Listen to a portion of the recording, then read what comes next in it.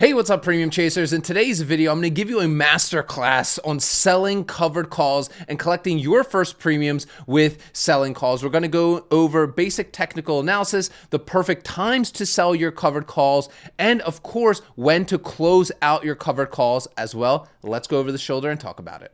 Now, don't forget, one lucky commenter down below is going to win a free option strategy call with me to talk all things quad option strategy and how you can start collecting some awesome premiums. Guys, I believe selling options is the best strategy out there for 99% of people because it doesn't require you to stare charts all day. You're not looking at candlesticks. You're not creating abstract art and all sorts of absolute nonsense. This, I believe, for most people, you're only trading a handful of times every single month. The management doesn't take much of your time, as you're going to see, but the returns are fantastic compared to just not doing anything. So let's go over the shoulder and talk about it. Now, apologies, guys. I am a little bit sick here. And I'm finally getting over it. So it was a bit of a rough weekend for your boy here, but we gotta release the video. So I maybe won't be as lively as I normally am here on the content. But first and foremost, guys, when you're selling your covered calls, there's one prerequisite. There's one prerequisite, and that is you need to have 100 shares of a company. Whatever that company is, does not matter. You just need 100 shares because every options contract, one options contract is equal to 100 shares, okay? That's just like basic, right? But you need to do that. So if you want to do 2 contracts, you're going to need 200 shares. But for the sake of this video, just assume you need 100 shares to be able to do your covered call. Now, high level, a covered call essentially means that you're saying you maybe are willing to sell your 100 shares of a stock at a price you choose, okay? And you get paid a premium income upfront just for saying maybe. Let me show you what I'm talking about. So first and foremost, whatever that company is for you, right, go over to that. Now, I'm going to use Robinhood. I know most of you love using Robinhood here. You can use whatever you're using. Like me, primarily, I like using Schwab, but you can use Fidelity, you can use Webull. Literally, it doesn't matter, just like the user interface looks a little bit different, but I know most of you here on YouTube like to use Robinhood. So what you normally do here is you go to the company that you have 100 shares at, you go to trade options,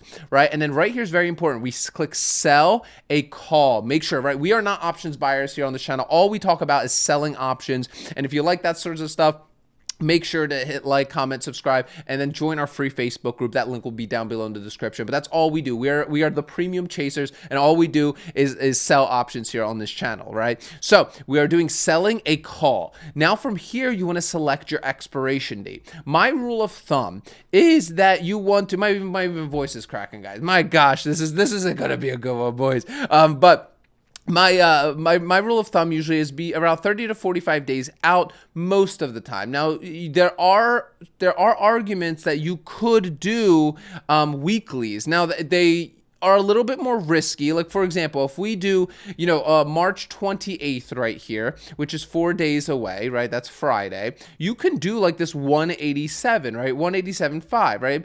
And you'd collect $125. You could see that right here. You collect $125 as credit, and that's coming from the options buyer.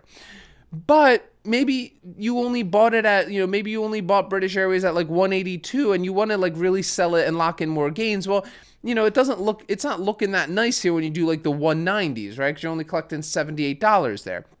So this is where you need to decide what works best for you. That's why I like to do 30 to 45 days out, because I get a good mixture of like being able to sell my covered call at a good price plus get a good premium, right? So if I go out to, and there's less management, right? Once you do this, like open up this trade, you're not really doing much with it, right? So let's just go out to May 2nd, which is 39 days. That's between 30 and 45 days. Now take a look at these premiums, right? Now, if you sold the 190, you collect $545, right? If you did the 195s, you collect $385, right? They're looking a lot nicer. That's why I like to do this 30, 45 days. Now, what is the price? What price should you be doing? How should you even do it? And we're going to get into all that just here in a moment. I just want to show you guys kind of like what the returns do look like. But let's just assume for you're like, you know what? If it hits 195, I'm totally cool selling it. Right, I'm totally cool selling my share. So right here, you collect $355. Now, a few things can happen, right? If May 2nd rolls around, right, and British Airways hits, let's say 250, 300, you're going to have to sell your shares at 195. But that's cool because now you're locking in gains. A lot of people argue with me about this and they're like, well, I don't want to sell my shares. But like I miss out on all those gains. The point of selling options, in my opinion, whatever the portfolio is that you have dedicated to this, the point is to lock in real tangible gains. Okay. So you should be okay selling it as long as you're locking in gains, right? So for example, we collected $355 here. Now, if we go to our covered call premium calculator, I'm just going to zoom this in here a little bit. I'm just going to zoom in right here. So let's say we collected $355 in premium. Our strike of option, we're saying that we are willing to sell at 195, right? 195. Our purchase strike price, that means what did you buy them for? Let's just assume you bought them for, strike price is 182 right now, market value. Let's just assume you bought it at 180, all right, for the sake of this example. 180, right? So your total return here would be 10% on this trade, right? Your premium return will be about 2%, right? That's 18,000, right? So 180 times 100, right, is 18,000. And then obviously the 355 on that, right? It gives you a 2% return. If you end up selling your shares, right, you'll collect an additional $1,500 for a total profit of $1,800 or $1,855, a total return of 10.31% in a single month. That's fantastic. Now, I don't want you to set unreasonable expectations for yourself because most options expire worthless, meaning that British Airways, I always say British Airways, Boeing, Boeing is going to stay below 195. Your contract expires worthless, and you simply walk away. Now it's even 380. Look at this.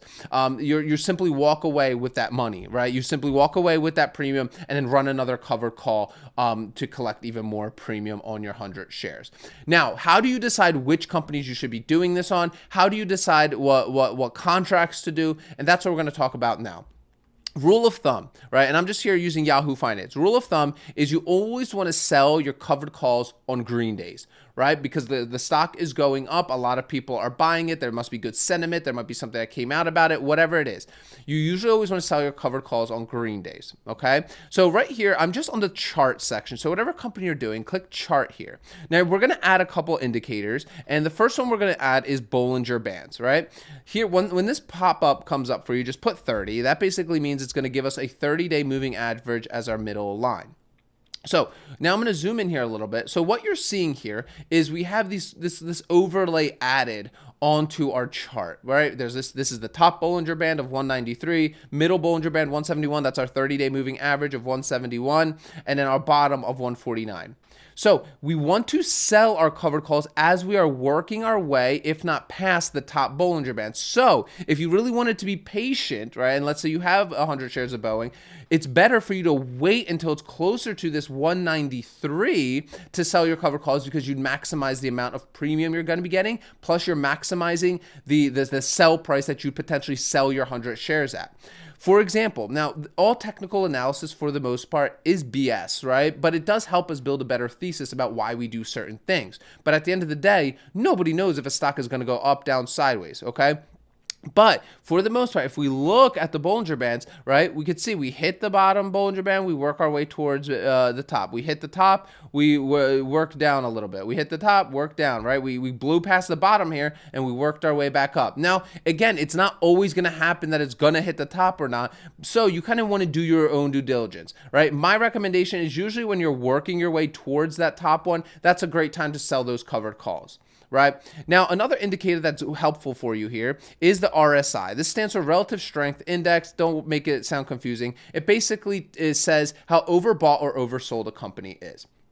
For example, let's say, and this is not a trick question, but I love to say this example. If a lot of people are buying a stock, right, and they're pouring into it, they're buying it, what does that do to the price? It shoots it up, right? Now, if a lot of people are selling a stock, right, they're trying to get out of it, what does that do to the price? It sends it lower, right? So we always want to make sure we're selling our covered calls when when a lot of people, there's positive sentiment, a lot of people are buying it, right? Because that's going to send the price for it, and we're able to again get a better price for our option. Right, so like for example, let me show you this. We're at 181 right now on Boeing, and if I get back to this options chain and I go 30, I'm right here on this 39 days out. you could see if I look at these like 210s right here, I'm only going to get paid this 0.66 times 100, $66, right? And that's nothing. But this contract, right? This contract would be a lot more valuable if Boeing hits 193 and then I do my covered call. I most likely would, this 210 would most likely be like $325 in premium that I would actually be collecting at that point, right? Because again, the stock is going up and there's a lot more positive sentiment and you're able to get in a lot better contract, okay? Now, how do you decide what price to actually sell at? Well, this is, a lot of people argue here. At the end of the day, obviously, whatever you bought them for, you want to sell it for more and lock in gains, right? Like, and that's what I always recommend. Always lock in gains. A lot of people argue with me about this because, and let me just show you guys something real quick here. A lot of people argue with me, but Pete, like, you're missing out on so much gains. Like, if you sell the stock, well, I'm getting exposure to that through like monthly Vanguard funds and stuff like that. But the selling options portfolio is simply to lock in gains. Like, for example, if we just look at even like Amazon, right? If you bought it last year around like 180, 185, whatever, 178, whatever, we'll just say 180, and you held your shares till today, right? What, it's trading at $200, right? Like what, you made $20 per share? Like that's nothing, right? Again, I don't believe most of us are smart enough to be able to pick, buy, and hold stocks. We just aren't. So it's better to get exposure to those in your like Vanguard funds that you buy on a monthly basis. It's a lot better route to go, and that's at least what works for me. I'm definitely not smart enough to be picking and buying and holding stocks, right? But I do like selling options because that allows me to lock in real gains. It lets me get in at prices I choose. It lets me sell at prices I choose and collect premiums on both sides. Now, as far as which contracts did you choose? Well, you can, this is where you kind of have to decide, right? Because you can be more aggressive and collect more premium. Like, for example, if you do these 185s here, right, there's a very good chance you're going to get assigned, but you're going to collect this 580. So if you're like, yeah, I really just want to get out of this, like you could do that, like for sure, right? Now, if you really want to get out of a stock, my recommendation is to do them more on a weekly basis because a month out is a lot of time, which again, time works better for us option sellers. It works against the options buyers, right? I call them the silly options buyers. Right? Because they're all the gamblers that can't afford to do strategies like this. Unfortunately, it's just the way it is.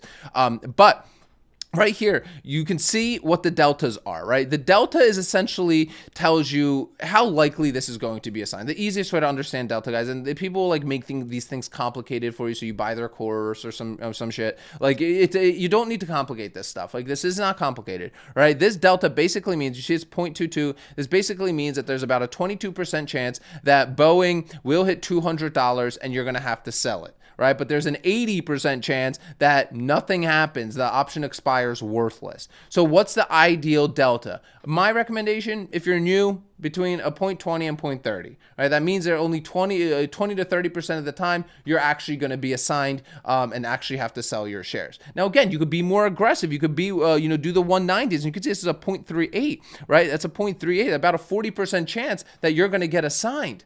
Right? Now, if you really want to sell your shares, you do that. But the thing is, like, your situation is going to be different than everybody's situation is different, right? If you really just want to get out and sell your shares, then yeah, you want to be working closer to the current market value of the shares, right?